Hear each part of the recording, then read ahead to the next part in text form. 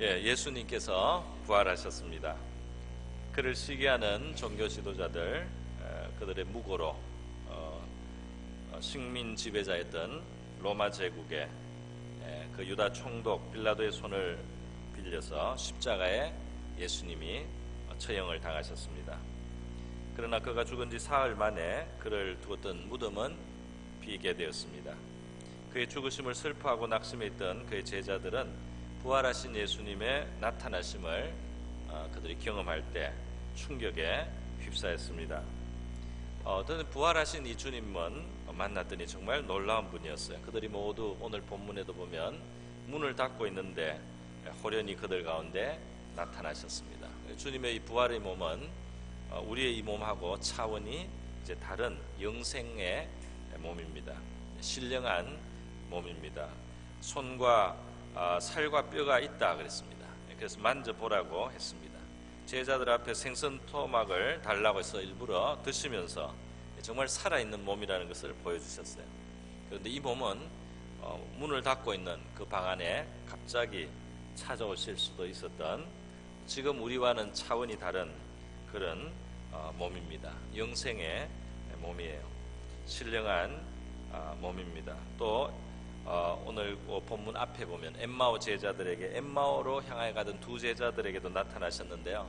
그때는 제자들에게 다른 모습으로 나타나셨다가 그 다음 예수의 모습으로 다시 보이시다가 그 다음 호련히 또 사라지신 그런 사건이 기록되어 있습니다.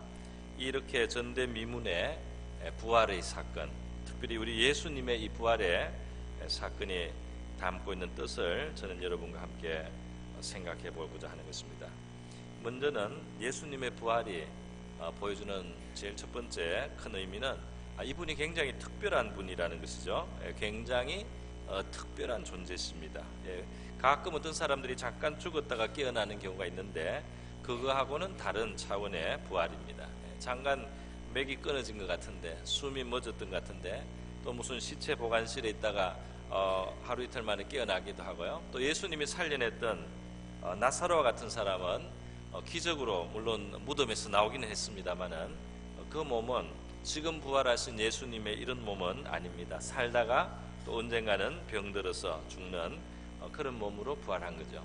잠깐 살아난 겁니다. 그런데 지금 예수님의 이 부활은 이제 다시는 이 세상에 지금 이와 같은 차원에서 병들고 쇠하고 죽어야 되는 그런 몸이 아닌 하늘에 속한 그러한 부활의 몸입니다. 그 몸으로 다시 살아난 이 신령한 불멸의 몸을 입고 다시 부활하신 이 예수님의 이 부활, 그 부활을 먼저 처음 그 부활을 입으신 바로 이분이 누구냐 하는 겁니다. 바로 이분이 인류의 구원자이신 그리스도이신 것입니다. 이분이 바로 하나님께로부터 보내심을 받은, 그래서 이 땅에 구세주로 오신 하나님의 아들이시라는 것이 확정되고 증명되는 바로 이 순간이 바로 부활의 날이었어요. 여러분, 우리 성경에 보면은 이 부활절 아침에 무덤을 찾아간 사람들이 말이죠, 천사가 그 무덤 앞에 지키던 로마 병정들이 그냥 천사의 영광에 압도되어 가지고 땅에 엎드러지기도 하고 말이죠. 지진같이 땅이 진동하기도 하고, 그리고 천사가 돌을 굴리는 이런 사건을 기록을 하고 있습니다.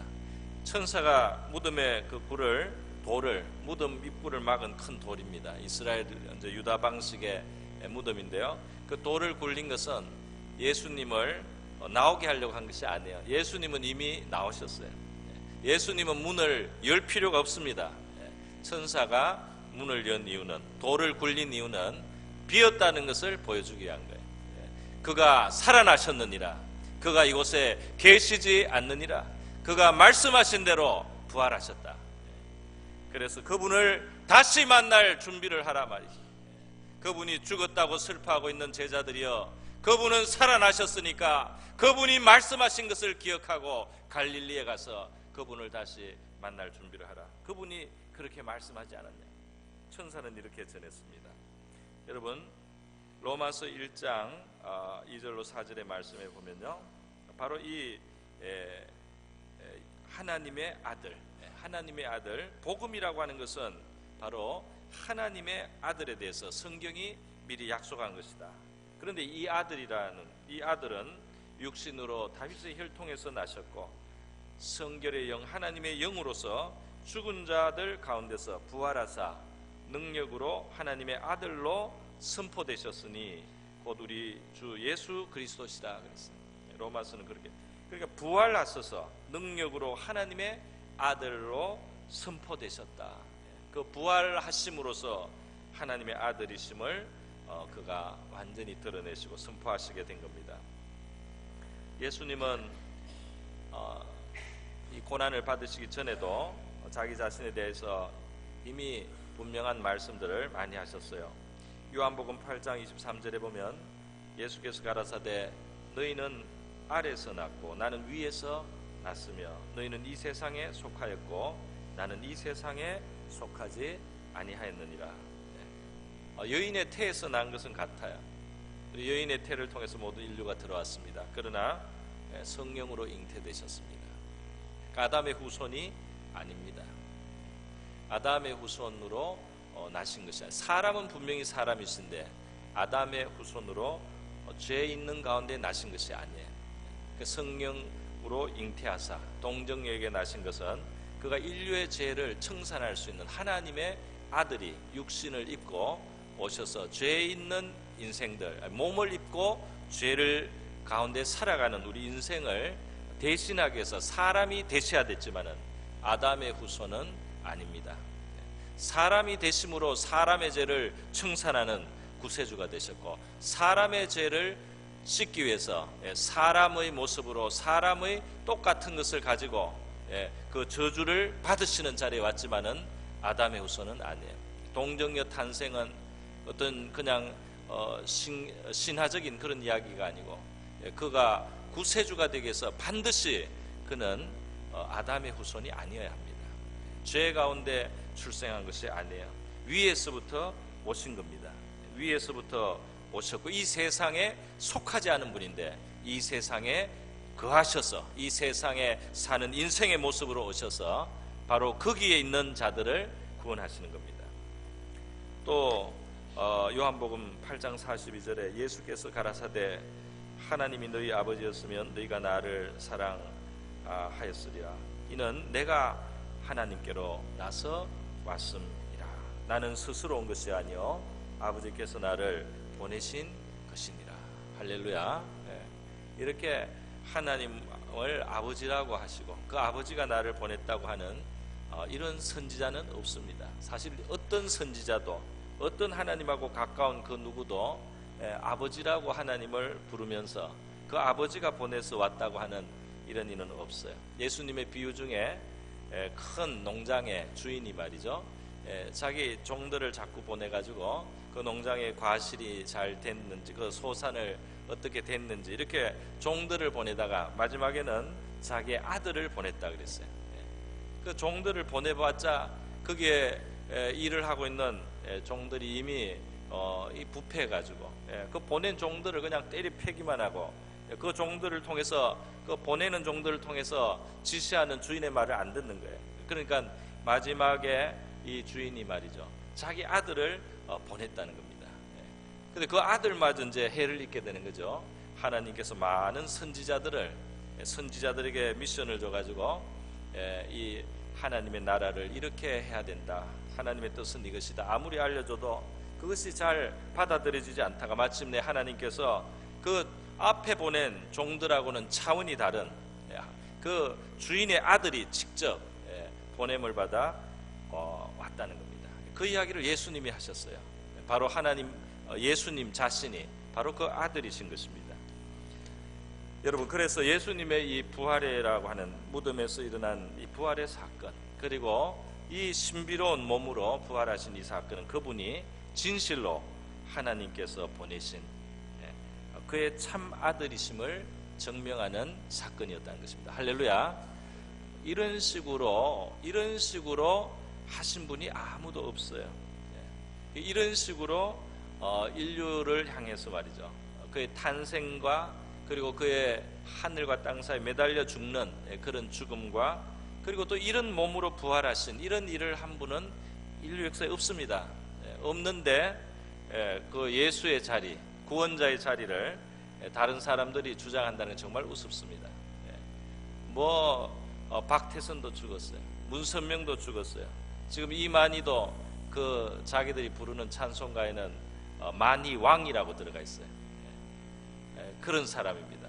예수를 높이는 것 같아도 자기를 높이고 있어요. 그 왕의 도포를 입고 행사를 하지 않습니까? 신천지에서 말이죠. 왕의 옷을 입고 잔치를 해요. 이 사람들이 미쳤어요.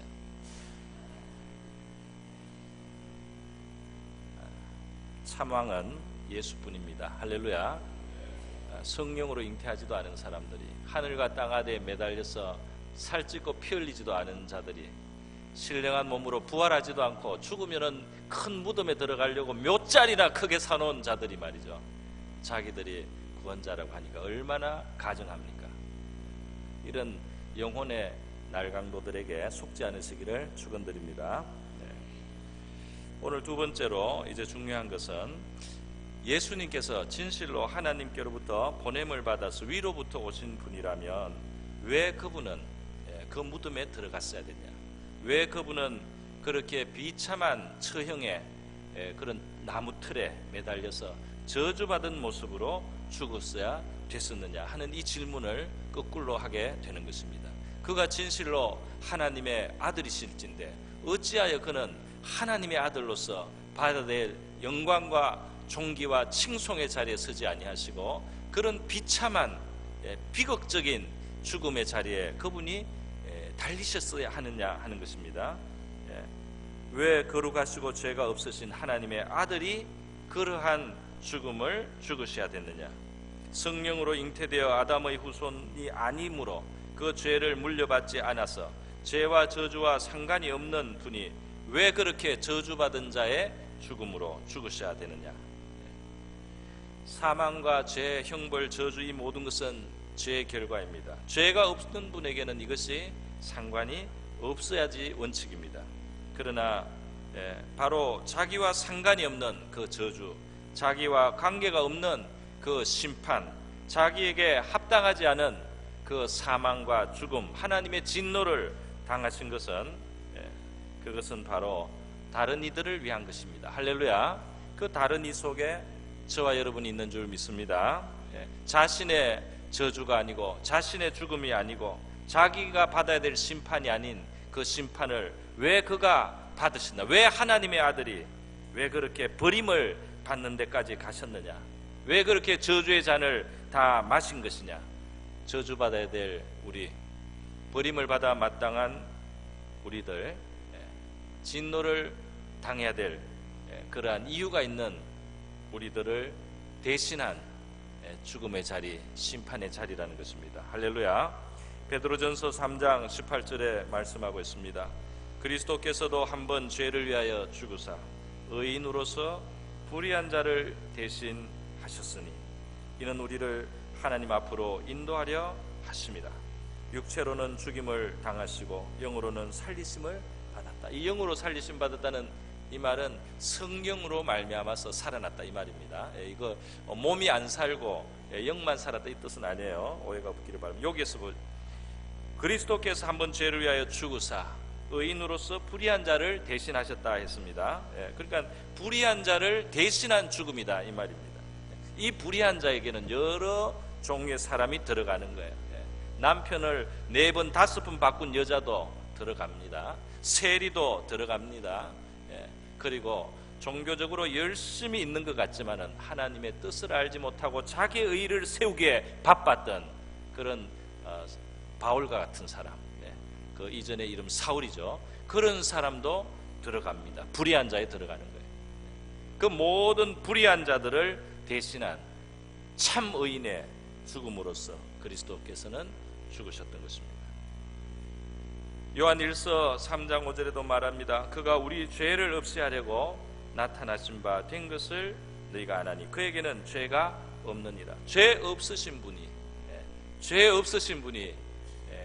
진노와 형벌, 죄값을 받으시는 바로 이거, 죄 있는 자를 그 값으로 씻으시기 위한, 그 죄 없는 분의 고난으로 죄 있는 우리의 저주를 벗기는 하나님의 공의로운 방법입니다. 할렐루야.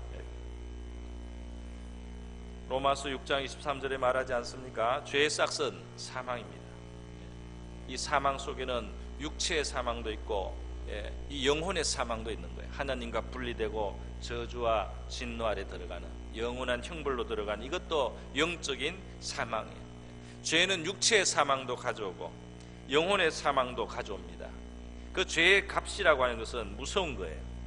그런데 하나님은 우리에게 은혜를 베푸시고 선물을 주신 것입니다. 하나님의 은사는 그리스도 예수 우리 주 안에 있는 영생이니라. 할렐루야. 우리의 보잘것없는 의를 가지고 하나님 앞에 설 수 있는 사람이 없습니다. 이 영생은 우리의 조금 하는 그런 공로 정도로 살 수 있는 것이 아닙니다. 속까지 부패해 있는 우리 죄인된 인생들은 말이죠, 그리스도 예수 안에 있는 예수가 감당하여 주신 그 예수의 공로 외에는 우리를 이 영생에 이르게 할 수 있는 어떤 의도 없습니다. 할렐루야.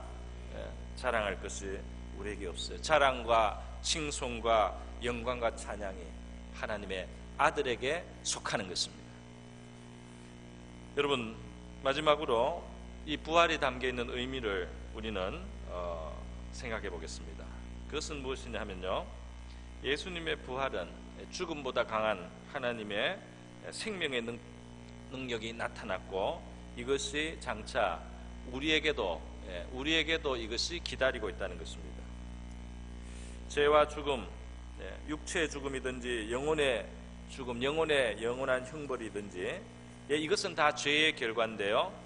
죄의 결과인데 그래서 이 사람들이 죄 지은 사람 말이죠, 그 양심의 가책을 느끼기 시작하면 그것만큼 괴로운 것이 없습니다. 또 죄가 가져오는 이 형벌은 이 세상의 형벌도 정말 형무소 갈 때 사람들이 다 얼굴이 어두워지지 않습니까? 사람들이 어두워져요. 권세에 있던 사람도, 큰 재물을 가졌던 사람도 이 형무소에 들어가기 전에 얼굴이 굳지 않을 사람이 누가 있습니까? 그런데 이 형무소는 아무것도 아닙니다. 이 세상 형무소는 아무것도 아니에요. 살다가 육신의 생명 끊어지면 나오는 거예요. 몇 년 살다가 나올 수도 있어요.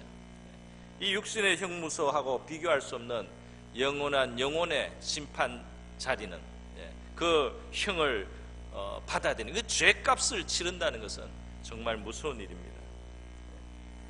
그래서 절망이 있는 거죠. 큰 죄가 있는 사람은 마음에 큰 절망이 깊은 곳에 들어갑니다. 마음이 편하지가 않아요. 그리고 비극입니다. 그 영혼의 비극이 있고 하나님의 진노를 받는 비극이 또 있어요. 외적으로도 와요. 영혼의 고통이 오고 삶의 고통이 있습니다. 심판이 있기 때문에요. 그러나 살아계시고 전능하신 하나님, 죄인들에게는 죄의 몫으로 사망과 영원한 형벌이 원래 합당한 몫이지만 하나님은 우리를 긍휼히 여기셨습니다. 할렐루야. 우리 죄인으로 난 우리를 긍휼히 여기셨어요. 그래서 이 죄와 그 심판에 대해서 하나님이 우리에게 피할 길을 만들어 주시는 것입니다. 그걸 기뻐하지 않는 거예요.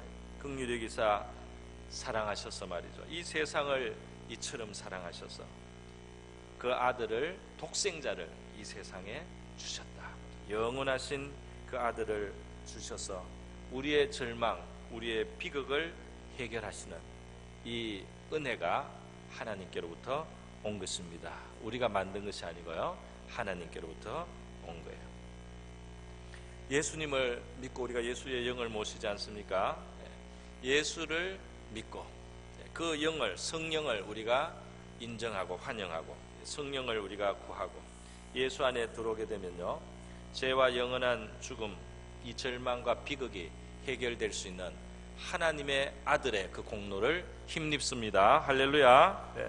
우리의 죄를 위해서 죄 없으신데도 십자가에 달리신 하나님의 아들의 그 희생, 그것이 바로 우리를 죄에서, 심판에서, 형벌에서 벗어나게 하는 유일한 하나님의 구원의 방법이에요. 여러분, 한 걸음 더 나갑니다. 현재 우리가 아담에게서 물려받은 이 육체는 언젠가 언젠가 이대로 있지 않아요. 언젠가는 죽음보다 강한 생명의 역사로 부활의 신령한 몸을 입게 되는 그날이 옵니다. 할렐루야. 예수님의 부활은 바로 우리의 부활을 예고하는 겁니다.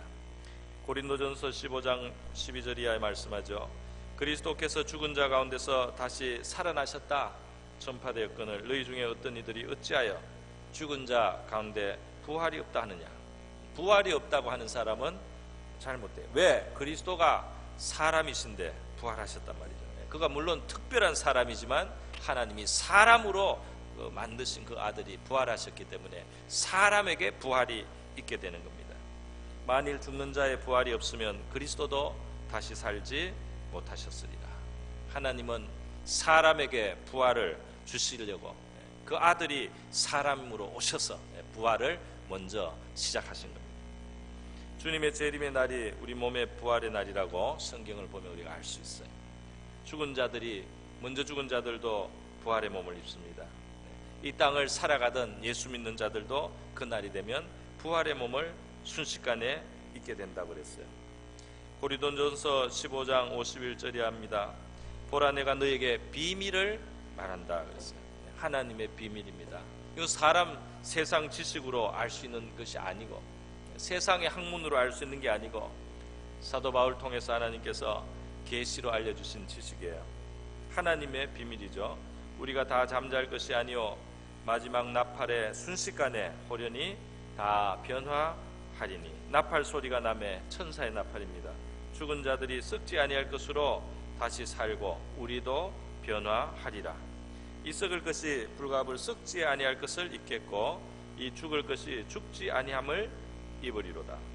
이 썩을 것이 썩지 아니함을 입고 이 죽을 것이 죽지 아니함을 입을 때는 사망이 이김의 삼킨 바 되리라고 기록된 말씀이 응하리라. 이 세상에서 지금 사망보다 강한 것은 없어요.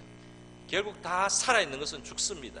살아있는 것은 다 사망에게 굴복을 합니다. 어떤 인생이 죽음을 이기겠습니까?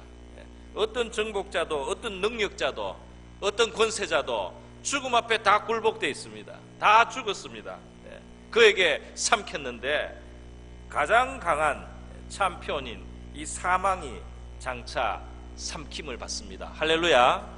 생명의 부활의 능력은 하나님께로부터 나와서 사망을 이기고 말이죠. 생명을 주는데 이것이 예수 그리스도를 통해서 이미 하나님께서 시작을 보였습니다. 할렐루야.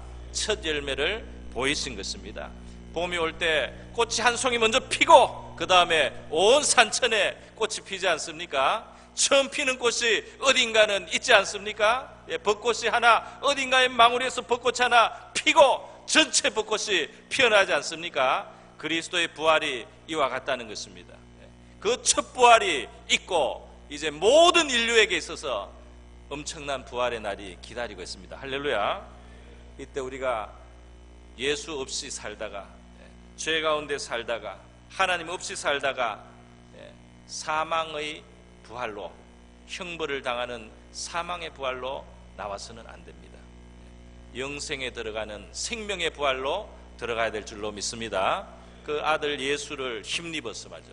그 아들의 공로를 의지하고 그 아들을 모시고 우리가 살다가 그 아들의 공로 안에서 생명의 부활로 나시는 저와 여러분 될 수 있기를 축원드립니다. 여러분 왜 부활의 몸이 필요합니까? 바로 영원한 하나님의 나라에 살기 위해서 그렇습니다. 할렐루야. 물고기는 물속에 살기 위한 몸으로 되어 있어요. 그죠? 새는 공중을 날 수 있는 구조로 되어 있어요.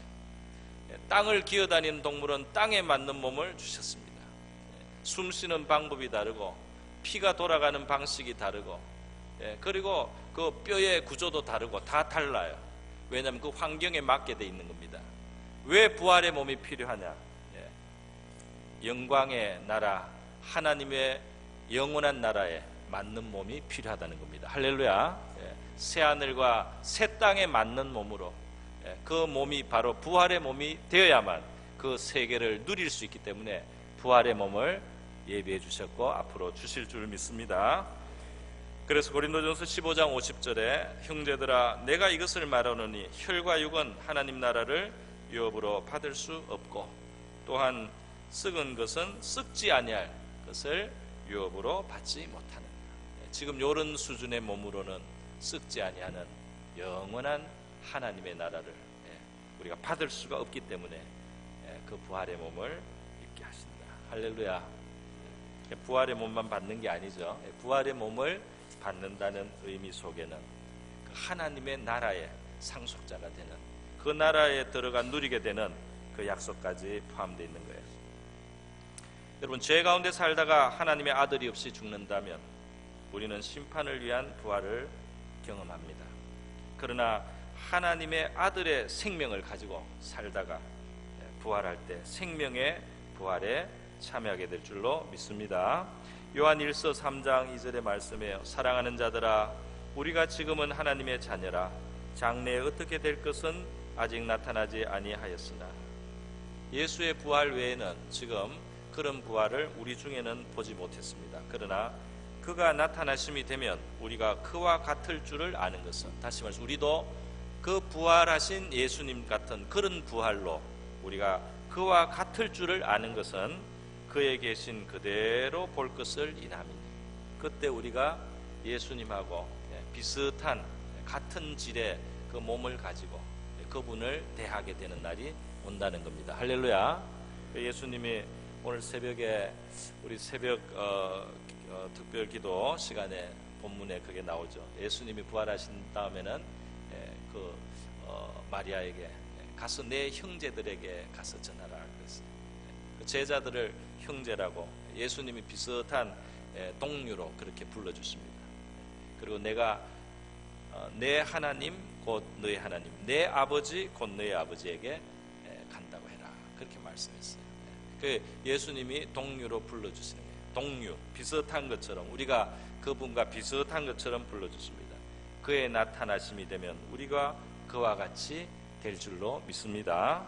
그래서 그분을 있는 그대로 상대할 수 있는 그런 날이 우리 앞에 있습니다. 예수님의 부활이 담고 있는 뜻, 그분이 참 하나님의 아들이신 것과, 그래서 우리의 구원자이신 것과, 바로 그분의 죽음이 우리를 위한 죽음이라는, 특별한 죽음이라는 이 사실, 그리고 우리 앞에도 부활이 놓여 있다는 이 사실을 기억하시고, 이 부활절 주일 맞아서 우리 마음속에 소망을 가지시기를 축원드립니다.